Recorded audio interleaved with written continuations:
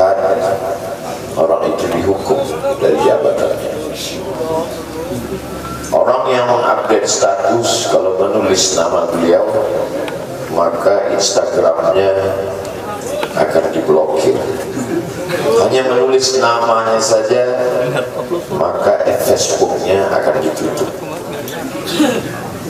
Orang menjadi takut untuk menjenguk beliau, kecuali orang-orang yang takutnya sudah dihabiskannya untuk Allah. Apa dosanya? Apa salahnya? Berapa triliun negeri ini pernah dirugikannya? Berapa sumber daya alam, minyak, batu bara, nikel, uranium yang pernah dijualnya ke luar negeri? Berapa BUMN perusahaan yang pernah dijualnya aset-aset negara? Ada yang pernah dia jual? Dia hanya mengajak anak muda yang selama ini bercandu narkoba menjadi bertobat kepada Allah. Dia hanya membangkitkan semangat anak muda yang selama ini berzina menjadi orang-orang yang takut kepada Allah. Dia hanya mengajak mereka yang memakai baju hitam, pakaian hitam, merubah menjadi pakaian putih. Mereka berusaha untuk memutihkan catatan amal baik mereka di hadapan Allah. Dia hanya menyadarkan umatnya supaya sadar bahwa politik itu penting. Angkatlah pemimpin yang adil dan amanah. Dia hanya sedang mengajak umatnya supaya jangan memilih pemimpin kafir. Salahkah perbuatannya? Dia tinggal negara demokrasi. Dalam dunia demokrasi, siapapun berhak untuk mengajak menyuarakan kebenaran. Dia tidak melawan sultan, dia tidak melawan ulil amri, dia tidak melawan siapapun. Dia hanya melawan ketidakadilan. Hari ini saya berangkat setelah sholat subuh menuju airport, naik pesawat. Setelah naik pesawat, naik mobil. Setelah naik mobil, jalan macet, saya mesti turun naik sepeda motor. Setelah naik sepeda motor pun juga tidak bergerak, jalan kaki. Akhirnya sampai kemana? Dalam hati saya berkata, celaka betul orang yang mengatakan kemarin katanya tidak ada yang menyambutnya. Sudah 3 hari, saya pikir 3 hari tidak ada orang lagi, saya akan datang bisa duduk berdua dengan beliau. Saya tidak datang mau ceramah, saya tidak datang mau tausiah, saya tidak mau datang mau tabligh akbar. Ternyata yang menyambutnya seramai ini, sebanyak ini, orang berjalan kaki, anak-anak muda berjalan kaki, orang tua, ibu-ibu duduk di pinggir jalan. Apa yang membuat mereka datang kemari? Satu, cinta. Lagu baru ni aliha ahabu ilayya wa asfali balwaha, kata Qais. Debu yang menempel di sandal Laila lebih dapat menghilangkan rasa sakit dan duka. Hanya cinta kepada Laila, apalagi cinta kepada zuriat Nabi Muhammad sallallahu alaihi wasallam. Andai engkau orang alim, andai engkau hafal kitab, andai engkau mengerti kitab kuning, banyak ilmu, tapi ada kebencianmu kepada ahli bait Rasulullah SAW, hilang keberkahan hidupmu.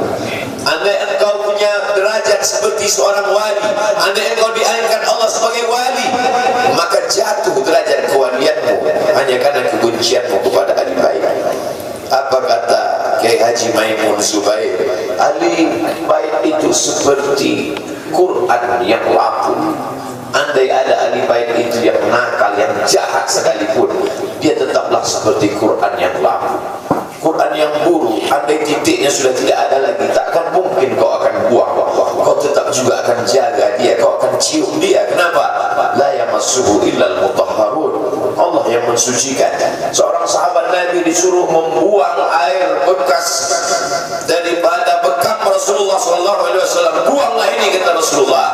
Lalu kemudian beliau pergi ke belakang. Setelah itu dia datang lagi menghadap Rasulullah SAW. Rasul tahu apa yang dia lakukan, karena Nabi dapat wahyu, Nabi terbuka hijab. Tapi Nabi ingin bertanya kepada dia. Bukan Nabi tidak tahu, Nabi tahu, diberikan Allah pemberitahuan. Nabi ingin memberitahu siapa yang tidak tahu. Kemana darah bekam tadi kau buat, kata Nabi. Ku minum ya Rasulullah. Mengapa engkau minum?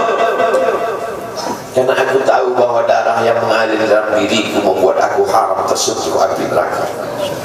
Mengalir darah itu dari dia kepada Sayyidatuna Fatimah, dari Fatimah kepada Sayyidina Al-Hasan, dari Sayyidina Al-Hasan ada juga kepada Sayyidina Al-Husain, dari Sayyidina Al-Husain kepada Sayyidina Ali Zainal Abidin, dari Zainal Abidin kepada Sayyidina Muhammad Al-Baqir, dari Sayyidina Muhammad Al-Baqir mengalir darah itu kepada Sayyidina Ja'far Sadiq, dari Ja'far Sadiq mengalir kepada Sayyidina Ali Al-Uraidi, dari Ali Al-Uraidi mengalir darah itu kepada Sayyidina Muhammad An-Naqib, dari Muhammad An-Naqib mengalir darah itu kepada Sayyidina Isa sampai kepada Sayyidina Ahmad bin Isa Al-Muhajir, lalu kemudian darah itu mengalir kepada Imam As-Sakaf, Al-Idrus, Al-Haddad, Al-Abbas, dan salah satunya adalah bin Syihab, dan salah satu dari zuriat bin Syihab itu adalah Sayyidi Al-Imam Al-Akbar Al-Habib Muhammad.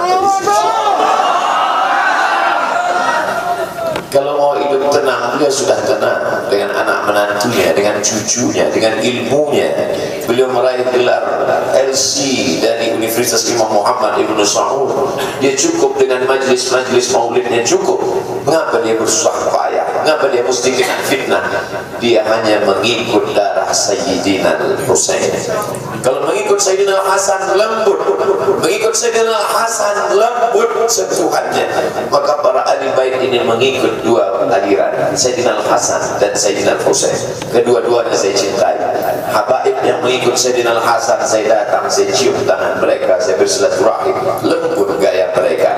Tapi mereka semua mengajak untuk mencintai Sayyidina wa Maulana Muhammad sallallahu alaihi wasallam. Tapi ada yang seperti Sayyidina Al-Husain menggelegar suaranya, dia huluskan pedangnya untuk musuh-musuh Allah.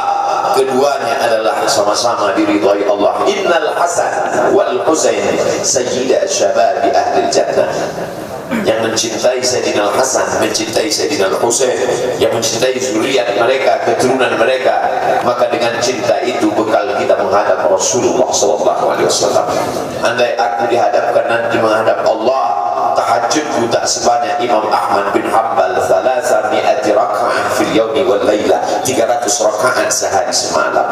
Andai aku dihadapkan kepada Rasulullah SAW, maka jihadku tidak sebanyak Sayyidina Khalid bin Walid. Setiap jengkal kulitnya, setiap tetes darahnya tak lepas daripada tebasan tombak, anak panah dan pedang. Andai aku dihadapkan kepada Sayyidina Maulana Muhammad SAW, amalku tak sebanyak Abdurrahman ibn Auf. Lalu apa bekalmu, hai Abdul Somad? Adakah ceramah-ceramahmu itu bisa kau jadikan bekal menghadap Allah? Tidak. Sebagiannya sudah diambil oleh tatapan mataku melihat berapa subscriber, follower dan viewer. Abdul Somad mungkin habis amalnya sudah ria. Satu-satunya yang akan menjadikan bekal menghadap Rasulullah hanyalah aku pernah mencintai keturunan aku pernah mencintai zuriat.